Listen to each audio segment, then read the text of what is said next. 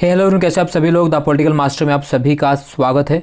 आज इस वीडियो में क्लास 12 के पॉलिटिकल साइंस की जो सहायक सामग्री है उस सहायक सामग्री में चैप्टर नंबर 2 जिसका नाम है दो ध्रुवीयता कंध का कंप्लीट सॉल्यूशन करने वाले हैं। ये सहायक सामग्री 2022 और 2023 के एग्ज़ाम को लेकर जो है बनाई गई दोस्तों, तो प्लीज़ एंड तक ज़रूर देखिएगा। कंप्लीट सॉल्यूशन है, साथ ही साथ कुछ और क्वेश्चन भी हमने इसमें ऐड किया जो इम्पोर्टेंट है, तो एंड तक ज़रूर देखिए, बहुत इंपॉर्टेंट है दोस्तों। तो चलिए बात करते हैं सबसे पहले क्वेश्चन की जो सहायक सामग्री में आपसे पूछा गया है। 1 अंक वाले प्रश्न में पहला क्वेश्चन पूछा गया कि द्विध्रुवीयता का क्या अर्थ है, या द्विध्रुवीयता का अर्थ बताइए। तो द्विध्रुवीयता का अगर अर्थ की बात करें तो विश्व को दो भागों में बढ़ जाना या विश्व में सत्ता के दो केंद्र होना, इसको हम दो ध्रुवीयता के नाम से जानते हैं। सत्ता के दो केंद्र मतलब एक सत्ता का जो केंद्र है वो अमेरिका खेमे के पीछे था और दूसरा सोवियत संघ के बीच, इसे हम दो ध्रुवीयता के नाम से जानते हैं। ठीक है, अब जो अमेरिका है, ठीक है, उससे हम यूएसए कहते हैं, और जो उस समय सोवियत संघ था उसे यूएसएसआर के नाम से जाना जाता है। U for union, S for Soviet, S for ठीक है सोशलिस्ट, और R for republic, union Soviet socialist republic जो है इसका फुल फॉर्म में यहाँ से क्वेश्चन भी पूछा जा सकता है। सेकंड क्वेश्चन यहाँ पर दोस्तों कुछ बर्लिन की दीवार डैश का प्रतीक थी, तो बर्लिन की दीवार किसकी प्रतीक थी? तो बर्लिन की दीवार यहाँ पर प्रतीक थी किसका? शीत युद्ध की। ठीक है, तो बर्लिन की दीवार किसकी प्रतीक थी? तो शीत युद्ध का प्रतीक थी बर्लिन की दीवार। आपको पता होना चाहिए कि बर्लिन की दीवार कब गिराई गई, तो बर्लिन की दीवार गिराई गई थी 9 नवंबर को। ठीक है, 9 नवंबर 1989 को इसे गिरा दिया गया था। और बनाई कब गई थी बर्लिन की दीवार? तो इससे बनाया गया था 1961 में। इससे जर्मनी दो भागों में बढ़ गया था, पूर्वी जर्मनी और पश्चिमी जर्मनी। जो पूर्वी जर्मनी था वो सोवियत संघ के साथ था, और जो पश्चिमी जर्मनी था वो अमेरिकी खेमे के साथ था। ठीक है ना, यानी पूर्वी जर्मनी साम्यवादी और पश्चिमी जर्मनी पूंजीवादी, ये भी पता होना चाहिए आपको। अगला क्वेश्चन दिया गया कि समाजवादी सोवियत गणराज्य कब अस्तित्व में आया? तो समाजवादी सोवियत गणराज्य जो है अस्तित्व में आया था, कब आया था? आया था 1917 में, रूसी क्रांति के बाद। जब रूसी क्रांति 1917 में हुई थी, और इसी क्रांति पर समाजवादी सोवियत गणराज्य जो है अस्तित्व में आया था। अगला है CIS का पूरा नाम लिखे। तो CIS का अगर पूरा नाम लिखें तो C का मतलब होता है कॉमनवेल्थ, ठीक है, I का मतलब है इंडिपेंडेंस, और S का मतलब है स्टेट, यानी कॉमनवेल्थ ऑफ इंडिपेंडेंस स्टेट, यानी स्वतंत्र राज्यों का राष्ट्रकुल इसका फुल फॉर्म है। ठीक है, चल नेक्स्ट है USSR का उत्तराधिकारी किसे बनाया गया? तो USSR का उत्तराधिकारी बनाया गया रूस को, क्योंकि जो USSR था वो 15 गणराज्यों में बटा हुआ था, और इन 15 गणराज्यों को इकट्ठा करके USSR बनाया गया था। और जैसे ही USSR का विघटन होता है, रूस उसमें सबसे बड़ा राष्ट्र था, इसलिए रूस का USSR का उत्तराधिकारी रूस बन जाता है। नेक्स्ट, सोवियत संघ में सुधारों की शुरुआत किस नेता ने की थी? तो सोवियत संघ में सुधारों की शुरुआत की थी मिखाइल गोर्बाचेव ने। किसने की थी? मिखाइल गोर्बाचेव ने। इन्होंने दो नीतियों की शुरुआत की थी, ग्लानास्तो और पेस्ट्राइका। आपको बताना है कि ग्लानास्तो और पेस्ट्राइका का अर्थ क्या होता है। क्लियर? चलिए नेक्स्ट, सर्वप्रथम सोवियत संघ से अलग होने वाले गणराज्यों के नाम लिखे। तो सर्वप्रथम सोवियत संघ से जो अलग राज्य हुए थे वो थे रूस और यूक्रेन। जी हाँ, रूस और यूक्रेन जो है सर्वप्रथम सोवियत गणराज्य से अलग होने वाले राष्ट्र थे। नेक्स्ट, रूस के किन दो गणराज्यों में अलगाववादी आंदोलन चले? तो रूस के किन दो गणराज्यों में अलगाववादी आंदोलन चले? वो थे रूस, माफ़ कीजिएगा, चेचन्या, ठीक है, चेचन्या और दागिस्तान। ठीक है, चेचन्या और दागिस्तान, ये आपको पता होना चाहिए। नेक्स्ट, सोवियत राजनीतिक प्रणाली की विचारधारा किस पर आधारित थी? सोवियत राजनीतिक प्रणाली जो विचारधारा थी वो समाजवाद पर आधारित थी। किस पर? समाजवाद। और वहाँ पर किस पार्टी शासन था? तो कम्युनिस्ट पार्टी का शासन था। ठीक है, अगला है सोवियत संघ से अलग होने की घोषणा सर्वप्रथम किन गणराज्यों ने की? तो सोवियत संघ से अलग होने की जो घोषणा सर्वप्रथम किन गणराज्यों ने की? तो वो थे आपके रूस, यूक्रेन और बेलारूस। कौन कौन थे? रूस, यूक्रेन, ठीक है, और तीसरा था बेलारूस। ठीक है, बेलारूस। चलिए नेक्स्ट, सोवियत व्यवस्था के निर्माताओं ने निम्न में से किसको महत्व नहीं दिया? तो सोवियत संघ के निर्माताओं ने किसको महत्व नहीं दिया? ए, निजी संपत्ति की संपत्ति, बी, समानता के सिद्धांत पर समाज निर्माण, विरोधी दल का अस्तित्व नहीं, और डी अर्थव्यवस्था पर राज्य को कोई नियंत्रण नहीं। तो उसका जो सही उत्तर वो है निजी संपत्ति की समाप्ति। चलिए नेक्स्ट क्वेश्चन है, नाटो के जवाब में सोवियत संघ ने संधि की। तो नाटो के जवाब में सोवियत संघ ने कौन सी संधि की? तो सोवियत संघ ने नाटो जवाब में संधि की थी वार्सा पैक्ट। ठीक है, वार्सा पैक्ट 1954, और नाटो की स्थापना हुई थी 1949। नाटो की फुल फॉर्म क्या है? North Atlantic Treaty Organization. इसके साथ आपसे क्वेश्चन पूछा जा सकता है कि वर्तमान में नाटो के सदस्य देशों की संख्या कितनी है? आपको मुझे कमेंट बॉक्स में बताना है। चलिए अगला है, ठीक है, सीटो सेंटो। तो हमने बता दिया आपको। सोवियत संघ के विघटन के समय कम्युनिस्ट पार्टी के महासचिव कौन थे? तो सोवियत संघ के विघटन के समय कम्युनिस्ट पार्टी के महासचिव थे मिखाइल गोर्बाचेव। जी हाँ, कौन थे? Mikhail Gorbachev. ठीक है, ये भी आपको पता होना चाहिए। नेक्स्ट क्वेश्चन की अगर हम बात करें दोस्तों, सोवियत संघ में शामिल गणराज्यों की संख्या थी। तो सोवियत संघ में शामिल गणराज्यों की संख्या थी 15। रिक्त स्थान की पूर्ति करें। रिक्त स्थान में पूछा गया देशों की मिलीजुली और डैश सैनिकों की भारी भरकम फौज ने इराक के विरुद्ध मोर्चा खोला। तो कितने देशों की मिलीजुली? तो यहाँ पर जो उत्तर आए दोस्तों वो है आपके 34 देशों की। कितने देशों की? 34 देशों की मिलीजुली, जिसमें ठीक है लाख सेनाओं ने मिलकर जो है पराक्रमण मोर्चा खोला था। इसमें 66,000 जो सैनिक थे। अगला है SLOC का शब्द लिखिए। SLOC का शब्द की अगर बात करें तो SLOC का विस्तार क्या है? इसे कहा जाता है सी, ठीक है, sea lines of communication. Sea lines of communication. ठीक है, तो इसे आपको पता होना चाहिए। ठीक है दोस्तों, मैं इसका फॉर्म दे दिया है। वाक्य को सही कर पुनः लिखे। खाड़ी युद्ध को ऑपरेशन एंड्यूरिंग फ्रीडम के नाम से जाना जाता है। तो खाड़ी युद्ध को ऑपरेशन एंड्यूरिंग फ्रीडम नहीं, तो खाड़ी युद्ध को ऑपरेशन डेजर्ट स्टॉर्म किसके नाम से जाना जाता है? डेजर्ट। ठीक है, ऑपरेशन डेजर्ट स्टॉर्म के नाम से जाना जाता है। अगला है प्रथम खाड़ी युद्ध में इराक के लगभग नागरिक मारे गए थे। तो प्रथम खाड़ी युद्ध में जो है इराक के जो नागरिक मारे गए थे वो कम से कम थे 50,000। ठीक है, अगर नेक्स्ट क्वेश्चन की बात करें तो ऑपरेशन इराकी फ्रीडम में देश शामिल हुए। तो ऑपरेशन इराकी फ्रीडम में देश शामिल हुए थे, वो हुए थे आपके 40 से ज़्यादा। कितने? 40 से ज़्यादा। अरब क्रांति सर्वप्रथम किस देश में हुई? तो अरब क्रांति सर्वप्रथम हुई थी कहाँ पे? ट्यूनीशिया में। कहाँ पर? ट्यूनीशिया में। तो ट्यूनीशिया में अरब क्रांति सर्वप्रथम हुई थी। यहाँ से जो है क्वेश्चन पूछा जा सकता है। अरब क्रांति संबंधित तो और भी क्वेश्चन जो है आपसे पूछा जा सकता है।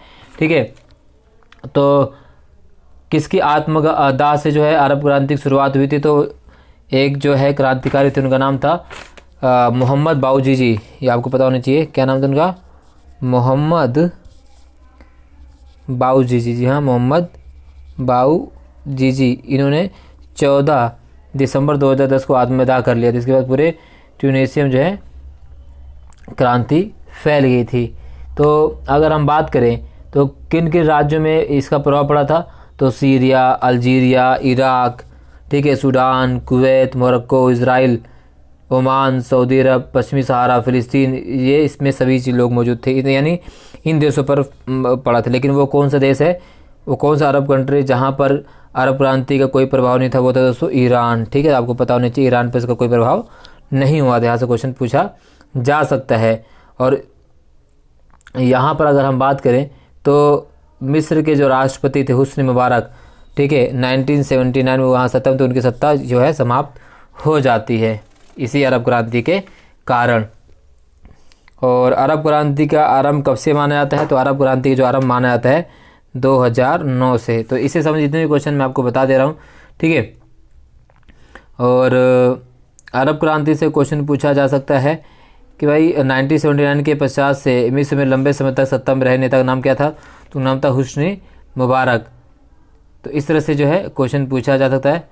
अरब स्प्रिंग शब्द का प्रयोग सबसे पहले कहाँ किया गया?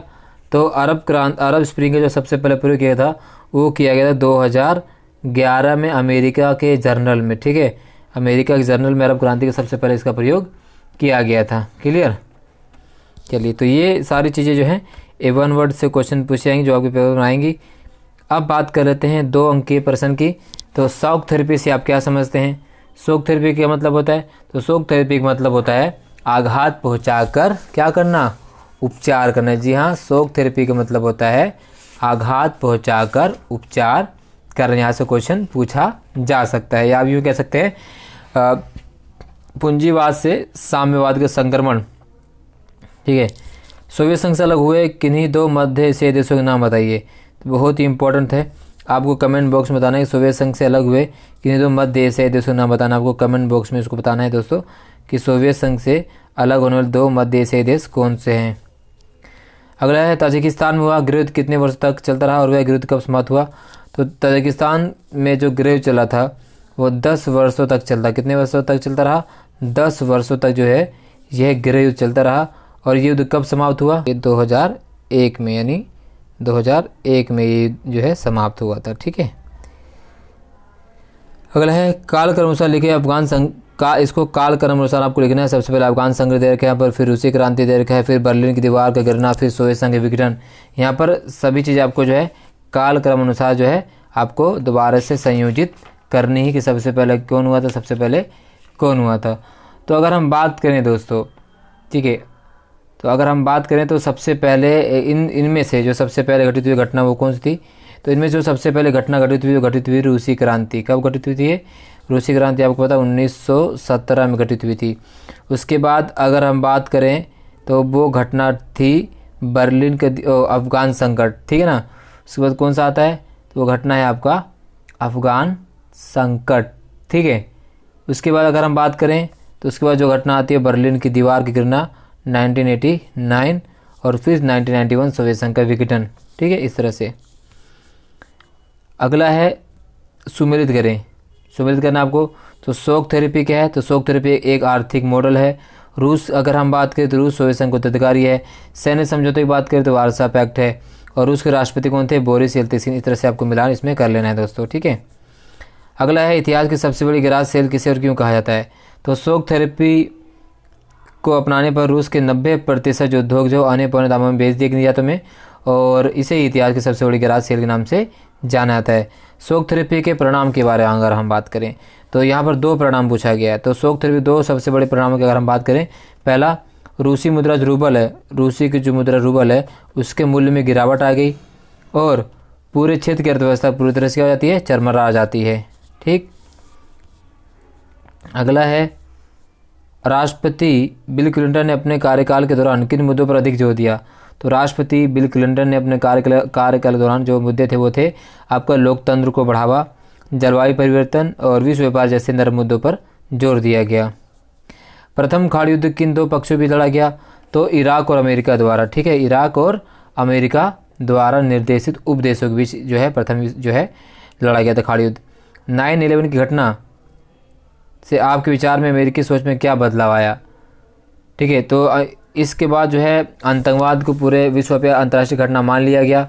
ठीक है, ये सबसे बड़ा बदलाव आया था। ऑपरेशन इराकी फ्रीडम के इराक पर किए गए हमले का वास्तविक मकसद क्या था? पहला, इराक के तेल भंडार पर नियंत्रण करना था। दूसरा था इराक में अमेरिका की मनपसंद सरकार कायम करना। तीसरा था अगर बात करें अपनी मनमानी करना और अपने पूंजीवाद का विस्तार करना।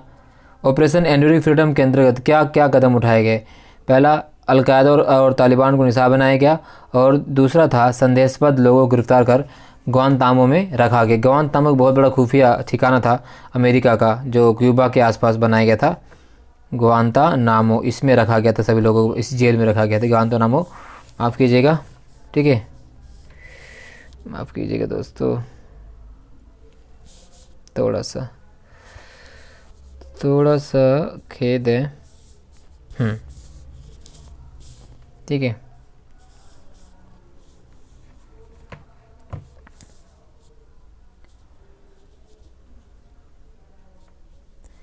अब बात कर रहे हैं 4 अंक के जो प्रश्न पूछे गए यहाँ पर। सोवियत संघ के विघटन के 4 कारण बताइए। तो सोवियत संघ के विघटन के 4 कारण बताएं तो कई कारण हैं सोवियत संघ के विघटन दोस्तों, सिर्फ 4 ही नहीं। ऐसे तो बहुत इंपॉर्टेंट क्वेश्चन डायरेक्ट पूछा जा सकता है आपसे। अगर हम बात करें सोवियत संघ के विघटन के प्रमुख कारणों की, तो प्रमुख कारणों जो सबसे पहला सोवियत संघ के विघटन में जो कारण माना जाता है वो है आपका नागरिकों की राजनीतिक और आर्थिक आकांक्षाओं को पूरा ना कर पाना, ठीक है ना।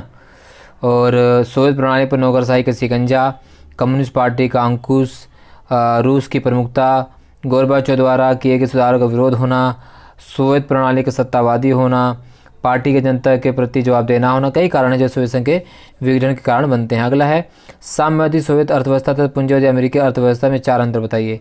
तो साम्यवादी सोवियत की अर्थव्यवस्था की अगर हम बात करें तो सोवियत प्रणाली जो है पूंजीवादी व्यवस्था पर जो है इसका विरोध करती थी और साम्यवादी व्यवस्था अपनाती थी। इधर अमेरिका जो पूंजीवादी था, ठीक है। सोवियत प्रणाली में नियोजित अर्थव्यवस्था थी, ठीक है। और सोवियत प्रणाली में कम्युनिस्ट पार्टी का दबदबा था, न्यूनतम जीवन स्तर की सुविधा थी, बेरोजगारी नहीं थी, उन्नत संचार प्रणाली थी ये सारे थे। अगला है गोरबाचोव तो रोग का निदान ठीक कर रहे थे, वह सुधारों का प्रयास भी ठीक था, फिर भी सोवियत संघ का विघटन क्यों हुआ, ठीक है। तो गोरबाचोव सही प्रकार से जो है निदान तो कर रहे थे, फिर अचानक से जब उन्होंने 1985 दशक में 2 सुधार किए जिसका नाम था पेस्ट्रोइका यानी पुनर्रचना, ठीक है, और ग्लांस यानी खुलापन, जो 2 आर्थिक सुधार लागू किए थे। और इस आर्थिक सुधार से सोवियत संघ के खेमे के कुछ राष्ट्र सहमत थे, कुछ असहमत थे। जो असहमत थे उन्होंने सुधार को ज़्यादा प्रमुखता नहीं दी और बात और ज़्यादा बिगड़ जाती है, ठीक है। भारत जैसे देश के लिए सोवियत संघ के विघटन का क्या परिणाम हुए, ये काफ़ी इंपॉर्टेंट है। इन सभी क्वेश्चन जो उत्तर दोस्तों मैंने पहले ही करवा रखा, आप उसके लिंक जो है डिस्क्रिप्शन में दे दूंगा, वहाँ से जाकर उसे देख सकते हैं दोस्तों। इसके अलावा अगर हम बात करें क्या शॉक थेरेपी साम्यवाद से पूंजीवाद की ओर संक्रमण का सबसे बेहतर तरीका थी, तर्क दीजिए, भी काफ़ी इंपॉर्टेंट है, इसको भी हमने पहले ही सोल्व कर रखा है, ठीक है। अरब क्रांति के 2 कारण लिखिए। 11 सितंबर 2001 को संयुक्त राज्य अमेरिका पर आतंकवाद हमला क्यों हुआ, इस पर अमेरिका की क्या प्रतिक्रिया थी, ठीक है। इस तरह से 4 नंबर क्वेश्चन पूछे जा सकते हैं। इसके अलावा अगर हम बात करें तो पेंटागन से, ठीक है, क्वेश्चन आ सकता है कि पेंटागन क्या है। तो पेंटागन की अगर हम बात करें तो पेंटागन क्या है, तो पेंटागन जो अमेरिकी रक्षा विभाग का मुख्यालय है। इसके अलावा क्वेश्चन पूछा जा सकता है कि वेपन्स ऑफ मास डिस्ट्रक्शन का क्या अर्थ है, ठीक है। वेपन ऑफ मास डिस्ट्रक्शन का क्या अर्थ है, तो वेपन्स ऑफ मास डिस्ट्रक्शन का अर्थ है सामूहिक संहार के हथियारों से। जी हाँ, पूछा जा सकता है वेपन्स ऑफ, मैं लिख देता हूँ वेपन्स, ठीक है, वेपन्स ऑफ मास डिस्ट्रक्शंस, ठीक है। वेपन ऑफ मास डिस्ट्रक्शन का क्या अर्थ है, तो ये सामूहिक संहार के हथियारों से इसका जो है लिया जाता है। इसके अलावा जो है अगर और क्वेश्चन की बात करें दोस्तों तो कुछ प्रमुख कोई मिलान भी पूछे जा सकते हैं, जैसे ऑपरेशन इनफाइनाइट रिच के, ऑपरेशन एंड्यूरिंग फ्रीडम के, ऑपरेशन डेजर्ट स्टॉर्म के, ऑपरेशन इराकी फ्रीडम के, इससे संबंधित भी क्वेश्चन जो है पूछे जा सकते हैं, ठीक है ना। ये सारी चीज़ आपको कर लेनी है। अच्छा, तो यहाँ से जैसे मान लीजिए क्वेश्चन पूछा है कि ऑपरेशन डेजर्ट स्टॉर्म इराक के विरुद्ध क्यों लड़ा गया, तो कुवैत को इराक के कब्जे से स्वतंत्र कराने के लिए जो है ऑपरेशन डेजर्ट स्टॉर्म जो है लड़ा गया था। इस तरह से भी क्वेश्चन पूछा जा सकता है। इसके अलावा एक क्वेश्चन अगर मैं और बताऊँ काफ़ी इंपॉर्टेंट है, वह बैंड वैगन पॉलिसी क्या है, बैंड वैगन रणनीति या पॉलिसी, यहाँ से क्वेश्चन पूछा जा सकता है। तो ये क्या है, तो ये मतलब होता है इसका कि जो सबसे ज़्यादा शक्तिशाली देश होते हैं और जो कमज़ोर देश होते हैं, तो जो कमज़ोर देश होते हैं वो शक्तिशाली देश के विरुद्ध जाने की अपेक्षा उनके साय में रहकर, उनके साथ रहकर और अधिक से अधिक अवसरों का लाभ उठाकर अपना विकास करने की कोशिश में लगे रहते हैं। इसे कहते हैं बैंड वैगन पॉलिसी, ठीक है। इस तरह से अब वर्चस्व का क्या अर्थ होता है, क्वेश्चन जो है पूछा जा सकता है। इसके अलावा ऑपरेशन एंड्यूरिंग फ्रीडम क्या था, ये क्वेश्चन पूछा जा सकता है।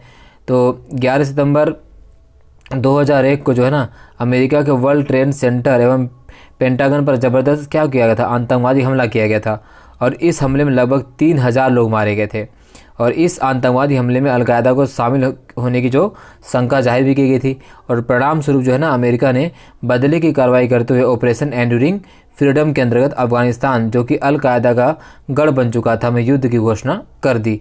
तो ये है ऑपरेशन एंड्यूरिंग फ्रीडम। तो यहाँ से भी क्वेश्चन पूछा जा सकता है दोस्तों, ठीक है, ये आपको पता होना चाहिए। इसके अलावा अगर हम बात करें कुछ और इम्पोर्टेंट क्वेश्चन किसी दूसरे क्वेश्चन पूछा जा सकता है। ये सारी चीज़ें आपको पता होनी चाहिए। तो यहाँ पर दोस्तों हमने 6 नंबर जो क्वेश्चन यहाँ पर शामिल कर रखे हैं, तो ये भी आपको कर लेना है। जैसे कि आप जानते हैं कि सोवियत संघ के विघटन के बाद भारत को अपनी विदेश नीति बदल लेनी चाहिए और रूस जैसे परंपरागत मित्र की जगह अमेरिका से दोस्ती करने पर ज़्यादा ध्यान देना चाहिए। सोवियत संघ के विघटन के क्या परिणाम लिखिए। पूर्वी सोवियत संघ के गणराज्यों में संघर्ष और तनाव की स्थिति बनी रहती थी, इस पर अपने विचार लिखिए। और द्वितीय विश्व युद्ध के पश्चात सोवियत संघ के विश्व शक्ति बनने के किन्हीं 6 कारणों को स्पष्ट करें। तो ये कुछ 6 नंबर के जो क्वेश्चन ये भी आपसे पूछे जा सकते हैं दोस्तों। जितने भी 6 नंबर क्वेश्चन का पहले हमने उत्तर दे दिया, उसका लिंक जो डिस्क्रिप्शन में दे दूँगा दोस्तों, वहाँ से आप कर लीजिएगा।